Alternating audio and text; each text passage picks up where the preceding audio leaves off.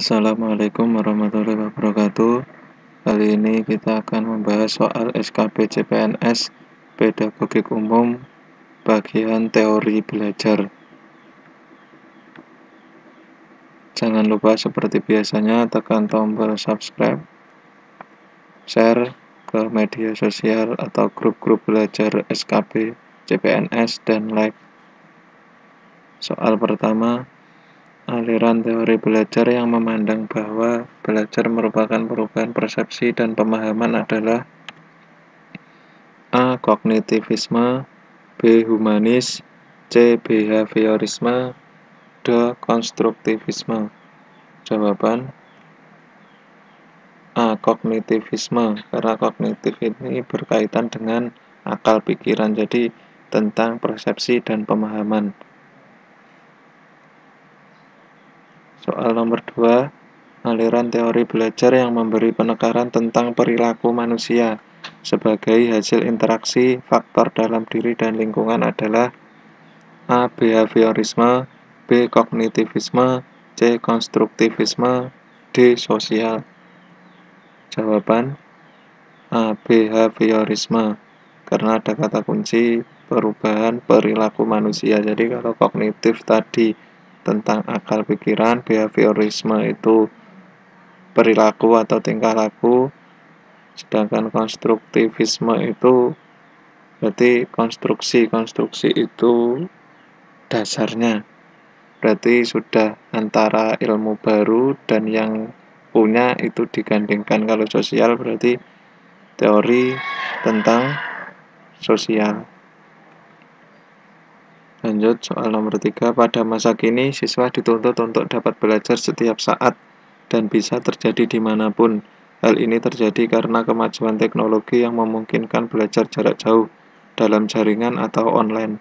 Pernyataan di atas sejalan dengan teori belajar A. Sibernetik, B. Konstruktivisme, C. Behaviorisme, D. Kognitivisme. Jawaban A. Sibernetik ini adalah teori belajar baru.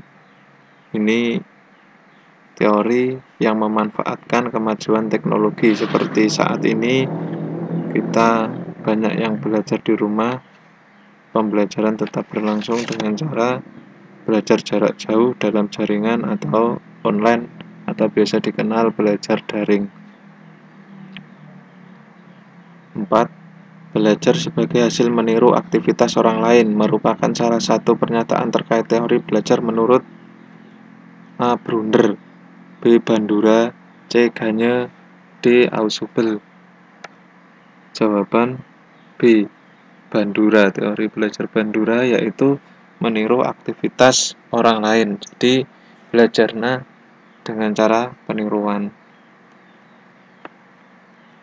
5. Implementasi fase pembelajaran menurut teori belajar Piaget, di mana siswa aktif menggali pengetahuan dengan cara mengamati struktur materi pembelajaran berupa pengetahuan faktual atau fakta yang terdiri dari peristiwa, fenomena, simbol, dan fakta lainnya, merupakan implementasi fase A. Aplikasi konsep, B. Eksplorasi, C. Pengendalian konsep, D. Penguatan konsep.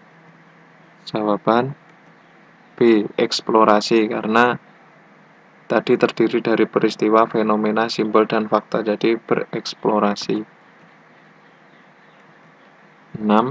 Implementasi dari eksperimen Pavlov pada pembelajaran adalah A. Anak akan belajar jika selalu diperintah, B. Anak akan belajar jika dibiasakan, C. Anak akan belajar jika diberikan motivasi, D. Anak akan belajar lebih giat jika mendapat nilai baik. Jawaban C. Anak akan belajar jika diberikan motivasi. Jadi eksperimen Pavlov ini anak akan semangat belajar jika diberikan motivasi atau rangsangan dan stimulus. Jadi motivasi itu penting agar anak semangat dalam belajar. 7. Pada saat siswa mulai belajar menulis bilangan, guru memfasilitasinya dengan buku siswa yang di dalamnya terdapat titik-titik yang membentuk beberapa bilangan. Pada pembelajaran berikutnya, Siswa mulai menulis bilangan dibantu oleh guru dengan cara memegangi pensil siswa untuk diarahkan. Berikutnya, siswa menulis bilangan secara mandiri.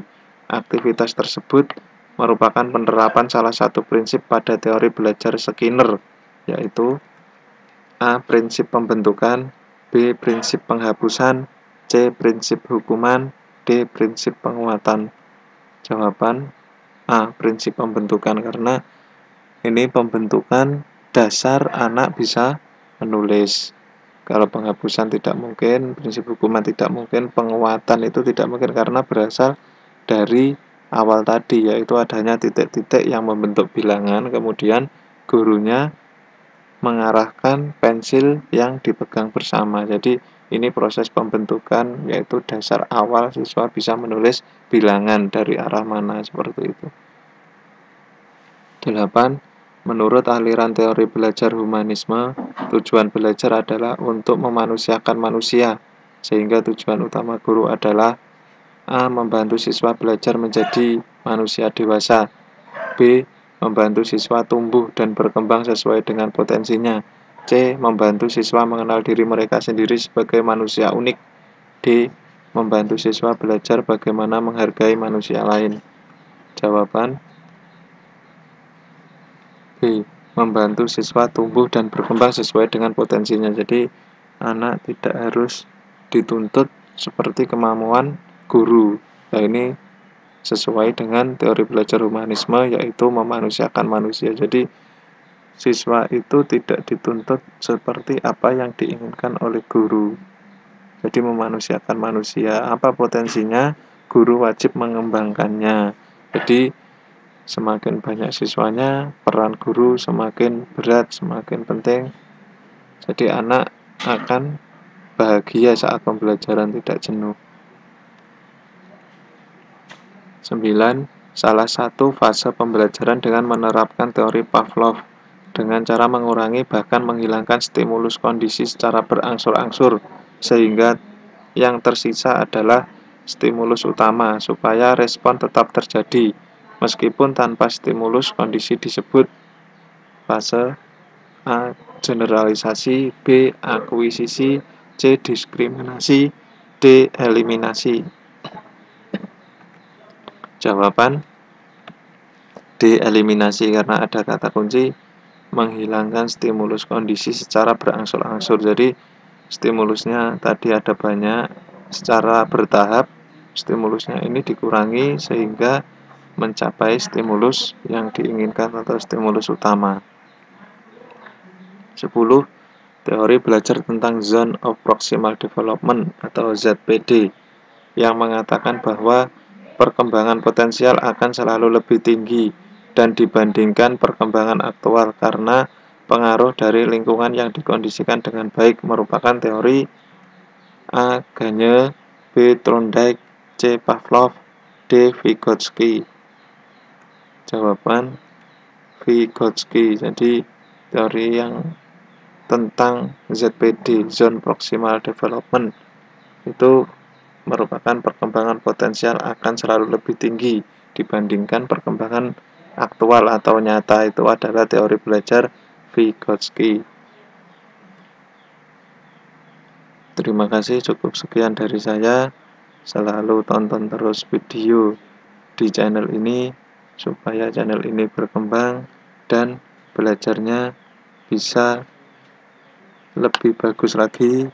Jangan pantang mundur walaupun SKB belum tahu kapan dilaksanakan, tetapi belajar lebih awal, belajar lebih dulu itu sangat penting diterapkan, karena jangan sia-siakan kesempatan.